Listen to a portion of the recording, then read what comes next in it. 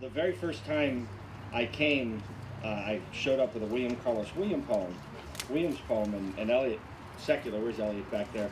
Elliot goes, well, you're not on the program. And I go, well, I'm the assembly member. I'm reading a poem. And so he let me read my favorite William Carlos Williams poem. So then the next year I showed up, and as I walked over, Elliot put his head down, and I go, yeah, I have a poem.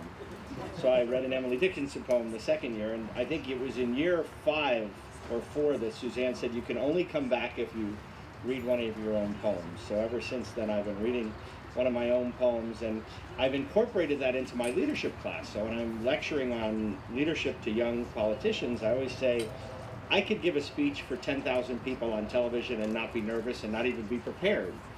But coming to this every year and reading a part of me is much more difficult than giving a political speech. And so I try to stretch myself, and I use that for young politicians, young leaders, because I'm sharing myself. So thank you for indulging me. Suzanne, I'm going to read 2 poems because I have the microphone and I'm a senator. And at my house, I have no authority. So I became a politician because I wanted to vote somewhere. And so my wife says she hates that joke. I said, what joke? But this morning, I'm trying to liven you up because I have a sort of a whimsical poem with a little seriousness, and it's called Daughters. And many of you know that I love my 2 daughters, Sophia and Isabella, just never on the same day. But I love my daughters. So here we go, Daughters. Arriving late on a horse with no name, a morning's magical mystery unfolded with sparks of life, rays of hope, and joy resigning to a morning dew's glistening innocence. Diaper rashes and ear infections, glazed donut noses fixed with gobs of thick backside lube and frontside cherry-flavored medicine. And did I forget to mention, quite a poo factory. But with every smile and musical giggle melting me. After an afternoon skybreak hatched a midday challenge, grades not perfect, losses and injuries, overcoming head-down charging, the only way in youth carefree or parental confusion. Evening storm clouds of knowledge crackled with fear, caution, mistakes, disappointment, and intermittent excellence. Darkness, pressure, and uncertainty lectured, while identity crisis crisscrossed hormonal conscious and unconsciousness, temptation, and impulse.